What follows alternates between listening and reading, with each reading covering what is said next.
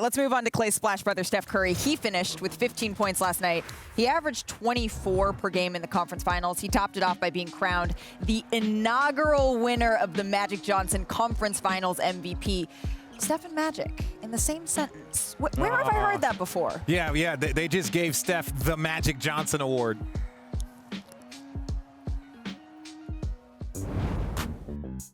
This is just the damn truth, right?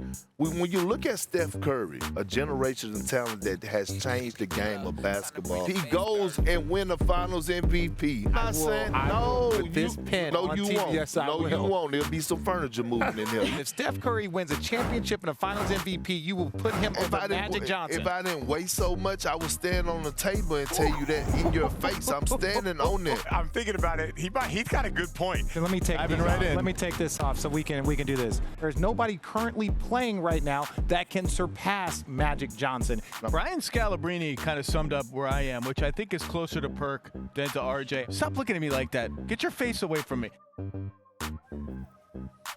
Zach speaks for all of us when he says, get your face away from me, Richard. Fair.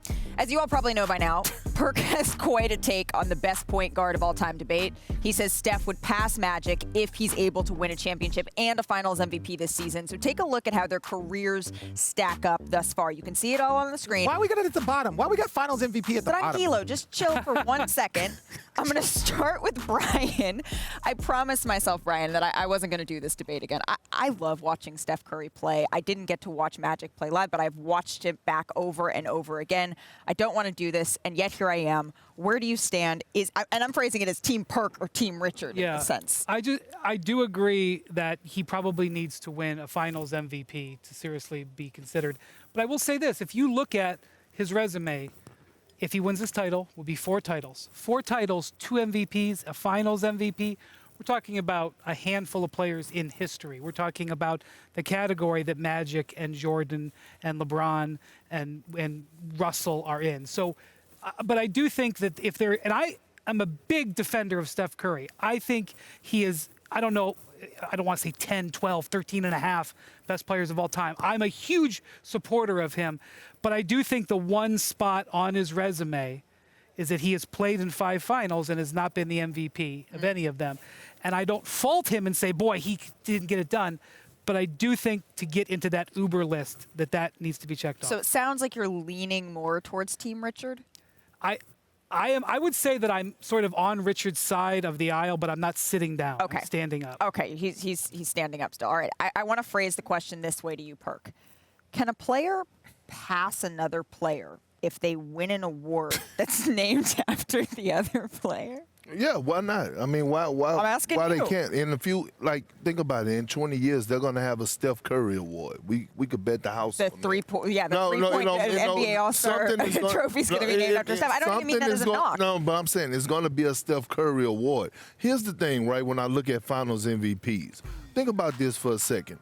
It's like playing with Steph Curry is plug and replace. We look at Harrison Barnes. He came in, at the wing position. He was able to do his thing at the wing position. All of a sudden, they traded him off to Dallas. Bring in Kevin Durant. Kevin Durant did his thing alongside Steph Curry. All of a sudden, KD bounced. Now you see Andrew Wiggins flourishing alongside Steph Curry. You hear greats like LeBron James talk about, if it was one player other than my son that I want to play with, if I could have opportunity with, we talking about Steph Curry. He demands so much attention in those finals. We saw Nick Nurse doing boxing ones and face guarding them. Well, they were making others beat him. I was on the sideline with David Blatt and T. Lue when they had that game plan, when they were saying, we're not going to let Steph beat us. Andre Iguodala has got to make shots. So him demanding that attention and others like reeking the success is, that's not a knock on Steph. No. That just goes to show you how great he really is. And here's another thing. Oh, we got another thing. Yeah, we do. Evidently. We do. Again, I'm going to repeat this. I understand. Championships and finals MVPs can enhance your legacy. I get that.